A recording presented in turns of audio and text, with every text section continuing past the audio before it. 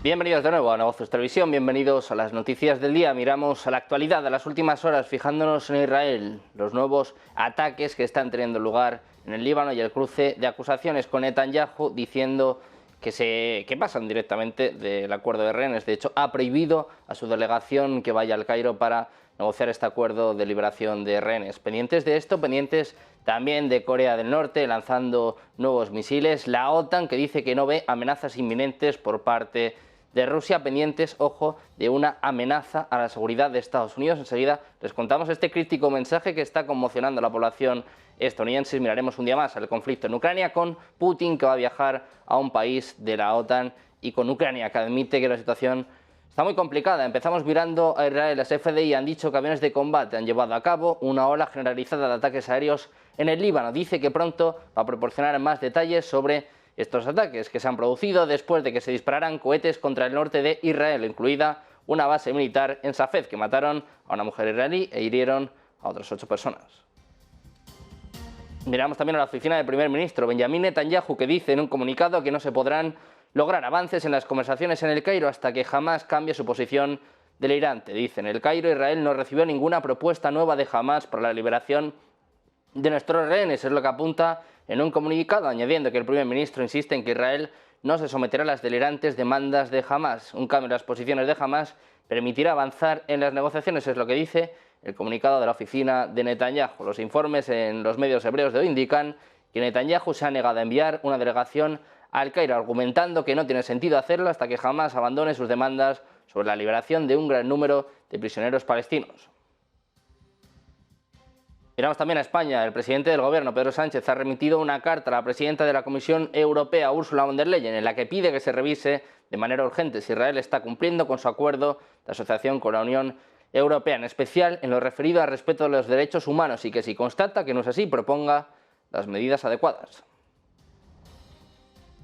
Miramos ahora a Estados Unidos. La base militar de Estados Unidos, situada cerca del yacimiento de petróleo Alomar, en la provincia siria de Deir ez-Zor, sufrió 3 ataques con cohetes en apenas unas horas, es lo que apuntan fuentes locales. En menos de una hora, dicen, la base estadounidense fue atacada 3 veces. Primero se dispararon contra ella 2 misiles y luego otros 3. Las defensas antiaéreas estadounidenses no pudieron interceptarlos. Durante el tercer ataque, más de 10 misiles fueron disparados y cayeron en el territorio de la base, provocando un incendio, según detallaba esta fuente, que además apuntaba que los militares de Estados Unidos respondieron al ataque bombardeando las posiciones de los atacantes, y precisó que helicópteros de combate estadounidenses patrullan esta zona tras lo ocurrido.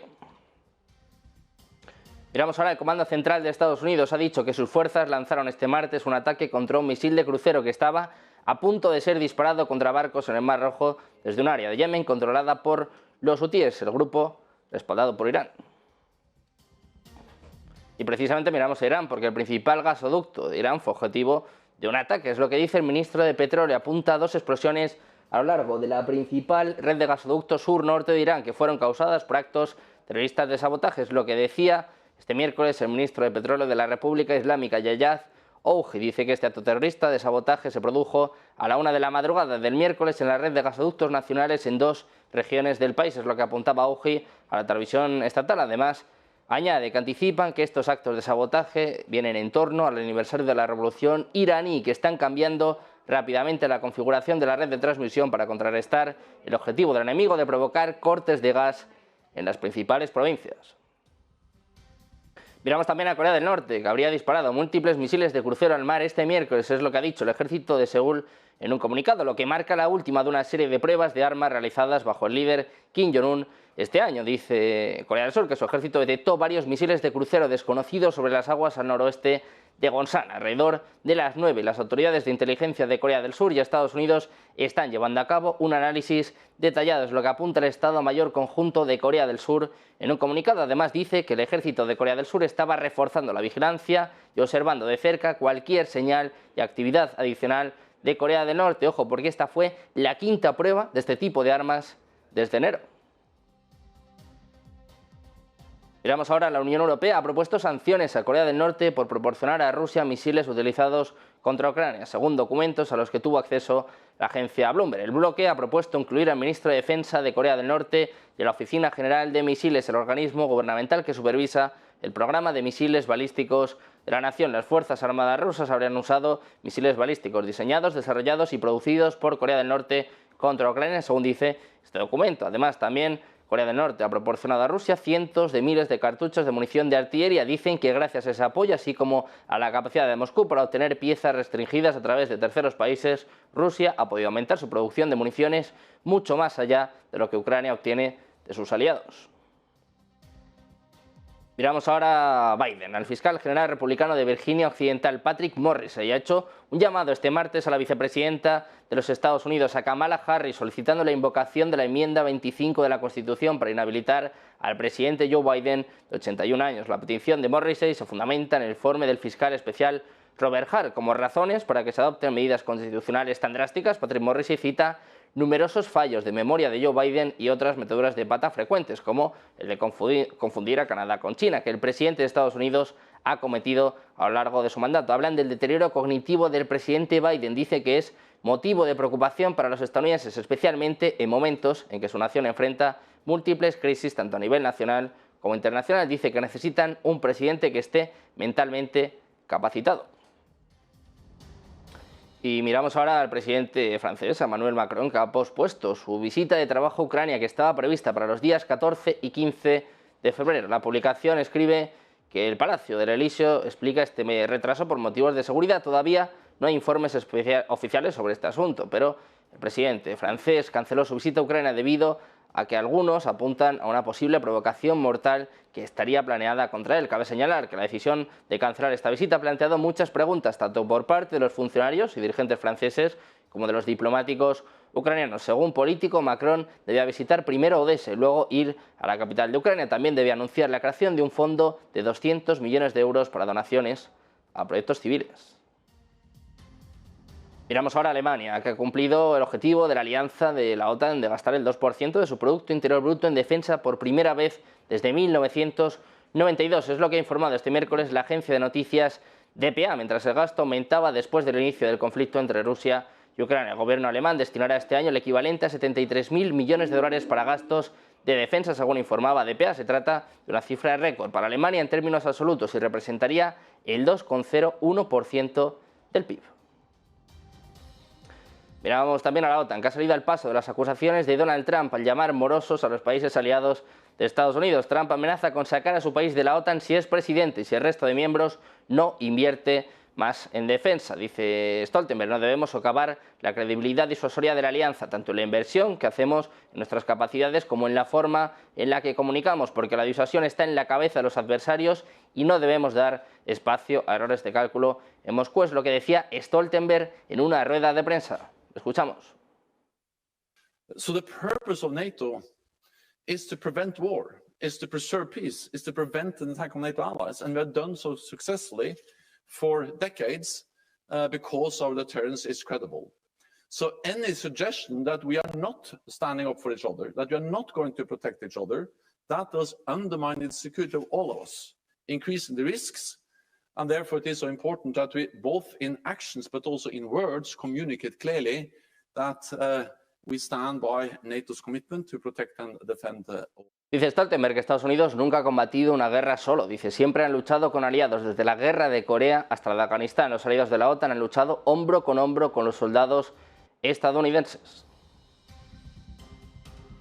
Precisamente, miramos a Estados Unidos. Ojo a esta advertencia. El presidente del Comité de Inteligencia de la Cámara de Representantes ha emitido una crítica advertencia sobre una seria amenaza a la seguridad nacional que podría requerir la ayuda de sus aliados para enfrentarla. El representante Mike Turner ha citado información no especificada sobre la misteriosa amenaza de la que, según dijo, todos los miembros del Congreso ya habían sido informados. Ahora está pidiendo al presidente Biden que desclasifique esta información. Dice textualmente, solicito que el presidente Biden desclasifique toda la información relacionada con esta amenaza para que el Congreso, la Administración y nuestros aliados puedan discutir abiertamente las acciones necesarias para responder a esta amenaza. Es lo que ha dicho hace apenas unos minutos a los miembros de la Cámara el presidente de Inteligencia del Congreso de Estados Unidos. Advierte sobre una grave amenaza a la seguridad nacional estadounidense.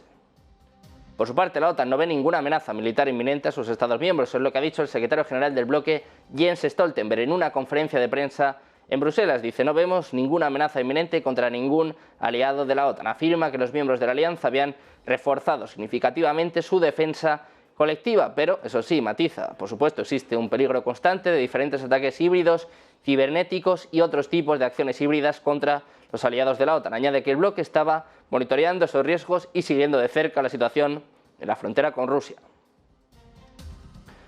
Seguimos mirando a Rusia. Es que el Kremlin ha negado los informes de que el presidente ruso Vladimir Putin propusiera a Estados Unidos un alto el fuego en Ucrania a través de intermediarios, tal y como decía la agencia Reuters. Apuntaba que Putin habría enviado señales a Washington en 2023, incluso a través de los socios árabes de Moscú en Medio Oriente. Apuntaban a que estaría listo para considerar un alto el fuego en Ucrania, según habrían dicho fuentes rusas a Reuters. Cuando se le preguntó sobre este tema a Dmitry Peskov, al portavoz del Kremlin, fue tajante. Dijo, no, esto no es cierto.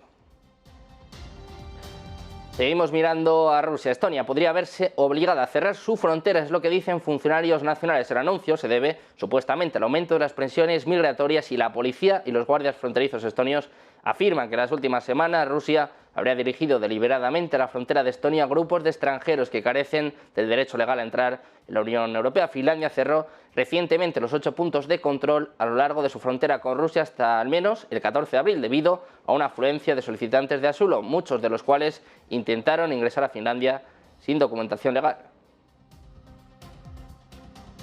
Pendientes de Estonia y pendientes también de una advertencia por parte de Rusia. Dicen que el peligro de que estalle una guerra nuclear accidental ha aumentado drásticamente en medio de preocupaciones sobre la salud y la agudeza mental de los líderes estadounidenses. Es lo que apuntaba un alto funcionario ruso. Declaraciones hechas por Mikhail Popov, subsecretario del Consejo de Seguridad de Rusia, en una entrevista con el periódico ruso Izvestia, publicada este miércoles. Popov dijo que los factores que han contribuido a este creciente riesgo de una guerra nuclear accidental incluyen la salud del secretario de Defensa estadounidense, Lloyd Austin, y el deterioro de las capacidades cognitivas de Joe Biden. Dice que sus problemas de salud podrían desencadenar un conflicto por accidente. Miramos ahora a Putin, al presidente ruso, que promulgó este miércoles una ley de enmiendas al Código Penal que contempla la confiscación de bienes de aquellos que cometan crímenes contra la seguridad nacional, incluida la difusión de noticias falsas sobre el ejército ruso. En virtud de la innovación legislativa que entrará en vigor dentro de 10 días, se va a requisar el dinero, los valores y las propiedades empleadas para financiar actividades que atenten contra la seguridad de la Federación Rusa. También se castigará la propagación de información falsa sobre el ejército, los llamamientos a acciones extremistas y contra la integridad territorial de Rusia, así como acciones públicas que busquen desprestigiar a las Fuerzas Armadas.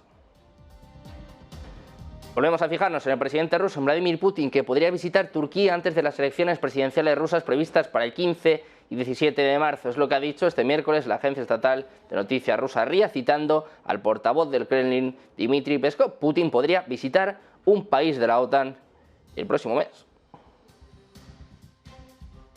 Ponemos el foco ahora en el ministro de Exteriores ruso. Sergei Lavrov ha afirmado este miércoles en la Duma, en la Cámara Baja del Parlamento ruso, que Rusia está abierta para negociaciones sobre Ucrania siempre y cuando el mundo acepte sus ganancias territoriales en los 2 años de guerra. Dice textualmente Lavrov: seguimos abiertos a una solución política y diplomática basada en el respeto de nuestros intereses legítimos, basada en la consideración de las realidades que se ha creado durante muchos años y que ha conducido a la situación actual. Esto es lo que dijo, a rendir cuentas sobre su gestión, según está informando la agencia EFE.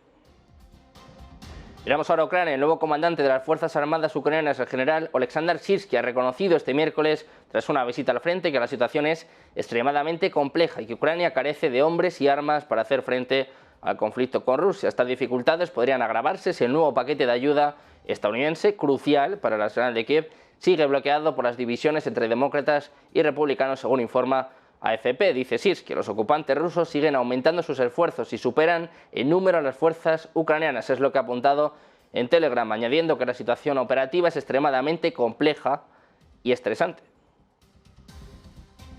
Seguimos fijándonos en Ucrania. Las Fuerzas Armadas han atacado Energodar con drones y se han escuchado 3 explosiones en el centro de la ciudad. Es lo que ha anunciado la administración de la ciudad. Por el momento no hay información sobre muertos y heridos, pero ojo, hay que tener en cuenta que la central nuclear de Zaporilla se encuentra precisamente en Energodar. El ataque de vehículos aéreos no tripulados cayó sobre el centro de Energodar. Apuntan a que todo está en orden en la central nuclear de Zaporilla, según informa TASS Genia Yasina, directora de comunicaciones de la central nuclear de Zaporilla. Esta central en el sureste de Ucrania, que es, por cierto, la central nuclear más grande de Europa y una de las 10 más grandes del mundo. La central, la ciudad nuclear de Rusia, bajo ataque por parte de Ucrania. Miramos también a Argentina. El gobierno argentino mantiene su intención de no intervenir los precios pese a la disminución del consumo interno a causa de la elevada inflación. Es lo que ha indicado este miércoles el portavoz presidencial Manuel Adorni. En su habitual rueda de prensa en la Casa Rosada, el vocero ha reiterado la idea de que el ejecutivo de Javier Milei no interviene en precios y de que sí hace todo el trabajo para que dentro de un tiempo la inflación haya quedado atrás y que los salarios hayan recuperado su poder adquisitivo. Seguimos mirando a más noticias, a más actualidad. Hacemos una pausa, unos minutos y seguimos, como siempre, con la mejor información, con toda la programación, aquí en Auzos Televisión.